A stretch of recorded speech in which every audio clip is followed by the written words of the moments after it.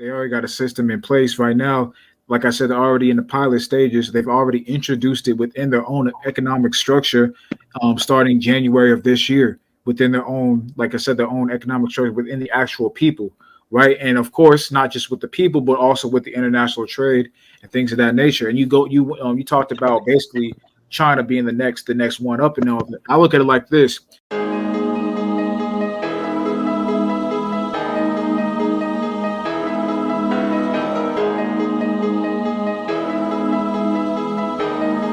They're in terms of spearheading the new world order and the agendas of the new world order.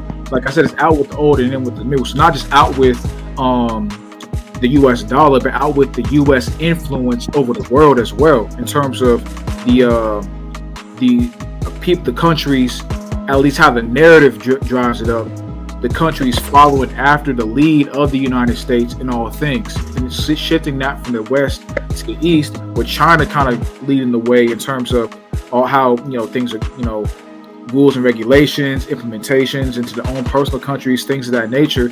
Especially when there's a need there for those countries from the Eastern powers, China and Russia. If you have a need from the Eastern powers for a certain natural resources get to your country and your people, that creates more of a need for you to basically be down with whatever that Eastern power implements and wants you to get down with. If Saudi Arabia if they actually make this move, in terms of trading in yuan and things of that nature, and on top of those countries already needing those natural resources from Russia, it's pretty much a done deal right there that they're going to exit. That those countries are going to start by the country, start exiting the SWIFT banking system, stop using the U.S. dollar in conjunction with OPEC to get oil from Saudi Arabia, and start entering into the Chinese rival of the SWIFT banking system, use the yuan to get oil in conjunction with Saudi Arabia to get oil into their country, and that pretty much leaves the United States out high and dry. And basically the process of falling basically matriculates and just it tumbles over, rapidly. A lot of the regulations, a lot of it is just for show, because we already understand that crypto didn't just happen. It was planned out. It's just a snare. And we're talking about Swift. There's something called XRP, I believe. XRP and XLM. Those are two cryptos that move that can move a lot of money in a very short amount of time. And they're going through, I guess, a lawsuit from the SEC. But I just look at stuff like that as a show. They got to put on a show to make the masses think that this is real, but they already know what it is. And just everything you just mentioned, about the dollar crashing and all of that. Once you understand what everything leads to, the charagma. Mm-hmm. Once you understand that, you see this for what it is. This is all a show. It's an act. It's all they're gonna crash the dollar to get you to go digital. And once they and I'm telling you, and a lot of people in the crypto space, they understand, bro. You hear these YouTubers talk about it. We do not want CBDCs. Yeah. But at the same time, they're going where the money is going. They know XRP and XLM and Ethereum. They all know these are new world order cryptos. Mm-hmm. It doesn't matter.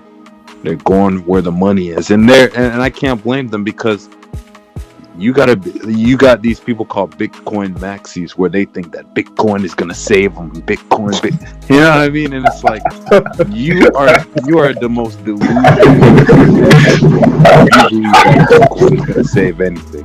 So that's pretty much what I wanted to say so far.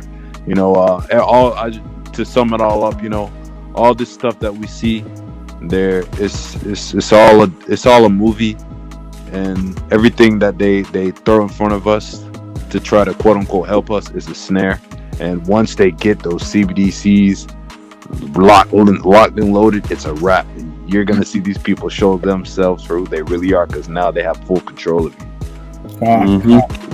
Like you just said, man, it's like a show, man. But the problem is, when the show's over, these niggas still want to stay in the theater. Two dumb motherfuckers, right? Yeah. It's like, nah, nigga. Try to get your ass out to get out.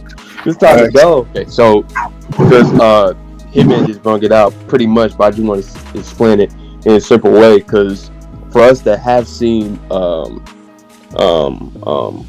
CLJ's video a while back when he did the Bitcoin, what people need to understand is that all these cryptos and stuff, it's just a stock. Mm-hmm. Yeah, is it every stock has its own what would you call it, its own individual way of determining how much money and how the stock goes up or goes down depending on what people we all know how stocks go.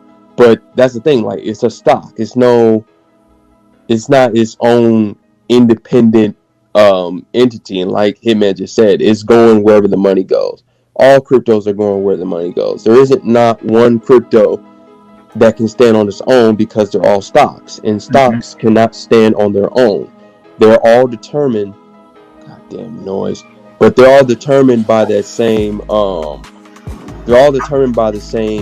factor, which is the currency that's backing it, whether it's the USD in our country, I don't know, the franc, the pound, euro, the yuan, whatever currency is in your country. That's what's determining your stock. That's what's determining the value of your stock/crypto. And yeah, I know what people say. Well, we can exchange crypto now, bro. What you mean, bruh? The only way you're able to exchange that crypto is if the value of that crypto is determined by whatever fiat currency is in your country. Like, we trade, just to break it down very simply, like, when you look at Bitcoin, it's not, what is it, like 40,000 something, whatever it is right now. But last time I checked, it was like 40,000. So let's go with that. It's not 40,000 crypto coins. That's not 40,000 in crypto. It's worth 40,000 in USD. So if the USD crashes and plummets all the way to zero, guess how much your Bitcoin is going to be worth? Zero. Because that's what was determining its value. It was the USD or whatever currency is in your country. That's what's determining the value of your Bitcoin, not Bitcoin itself.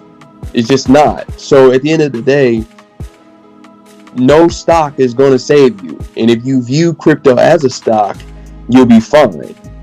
Well, you'll be mentally fine. Yeah, you still going to lose all your shit, but you'll be mentally fine. You'll be able to mentally accept it for what it is. But what do you call them? Crypto maxis? Bitcoin, what do you call it? It's so weird that they call themselves Bitcoin because Bitcoin is supposed to be the way it was supposed to be done, because you got Ethereum. They change. It's a deep thing, but Bitcoin is supposed to be the cryptocurrency that's supposed to fight against the central banks and shit like that bullshit. Yes. And before you go into it, I just want to say, like, who do these people really, like, who do they think, like, got Bitcoin from $100 to $10,000? Who pumped it up? You guys think you did that shit? And that's the thing, like I just said, it's not 10. You didn't go from 100 crypto or 100 Bitcoin to 10,000 Bitcoin. No, it went from $100 to $10,000. Like, everything is based off of the USD, so there is no running. Once that's done, what are you going to trade with? Because let's say you take away, let's say in the day of chaos, once the USD completely plummets and wastes away, right? All you're going to have is your coins. Well, there's so many different cryptos. Like, who's going to have... Because the thing is, once the USD is gone, you're not going to be able to buy no crypto because there's nothing for you to buy it with. You're not going to be able to sell your crypto either, because what are you going to exchange it for? Exactly. You're going to exchange it for CBDCs or whatever. Yeah. You're going to have to invest into the CBDC. Am I saying it right? CBDC? Yeah, CBDC. Yeah, CBDC. You're going to have to invest into the CBDCs in order to buy the crypto, because that's what's replacing the USD. So there is there's no running, because in that day when all the USD is gone, all everybody's gonna have is a bunch of coins, and that's it. And we're not even talking about Bitcoin, because let's be for real, because it's 40,000 USD. How many people really have at least one full coin? Not many. Well, to kind of throw it out there, Bitcoin, and that's why I kind of talk to you guys behind the scenes about AI. Bro, all Bitcoin and Ethereum is just when you go like in the future, say, because there's not going to be any cashiers, because all they quit because the thing, they're protesting. There's not going to be any truck drivers, because that, protesting. There's not going to be any waiters because, everybody's got the thing and, da-da-da-da. So all Bitcoin and Ethereum and stuff like that is for, when you go to a restaurant, you just pay the little robot that served your food and made your food. That's all that shit is for, bro. But just to address a lot of the things that you're talking about, it's not a coincidence that Ukraine is been on the news, regardless of the war aspect, because I'm sure a lot of you brothers have probably heard about this week. Ukraine, their Ministry of Digital Transformation, they actually legalized crypto as an actual legal currency of exchange. So this is like now banks in Ukraine will start opening accounts for crypto companies. So imagine you have a crypto account with a bank. That's beginning to happen in Ukraine. They're going to eventually allow crypto to be used as an actual form of exchange. And this happened this week. Not only that, when you think about Ukraine, even last year, I think they're one of the countries that were heavily implementing the stamp passport. What's the best? The stamp passport. You know what I'm saying? The juice port. Venezuela implementing that legal tender. They did. Oh no, yeah, I do remember that too. Venezuela as well. So there's like several countries that are slowly starting to implement that. But the reason why countries like Venezuela and like Ukraine, they can do these things is, one, it just shows you how much more control the banks have over the economy and the people than they do in the U.S. Because, quiet is kept, even though we already understand that prophetically, this is, the seed of Satan. Prophetically, this is the great whore of Babylon. One of America's great strengths, and I'm talking about in terms of promoting wickedness, is also its greatest weaknesses. Meaning what? The fact that there are so many different people from different nationalities, countries, and faiths and beliefs, that's what makes it easier to disseminate certain narratives, because there's not really one unified front. But it also damages them as well. It prevents them from making swift changes because the mindset of the people aren't uniform. Specifically, those people in Middle America, because quiet is kept, a lot of America is rural. Like, a lot of people, when they have the image of America, they just think of the big cities: New York, Dallas, LA, DC, Atlanta, Miami, where it's popping. And they think the entire United States is like that. No. There are vast parts of the United States, especially in the Midwest, states like Oklahoma, parts of Texas, even part of the Northeast, like parts of Indiana, Ohio, Vermont, Maine.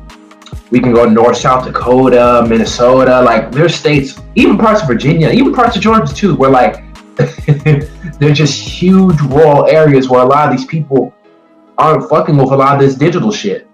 Like, they don't really have. There's still a lot of people in America who don't even have bank accounts. They still use cash. Quite a scam. That's very big compared to a lot of these countries. Like, I guarantee you, countries in Europe, especially places like Ukraine, I guarantee you probably every person there has a bank account. Delco Beats Official.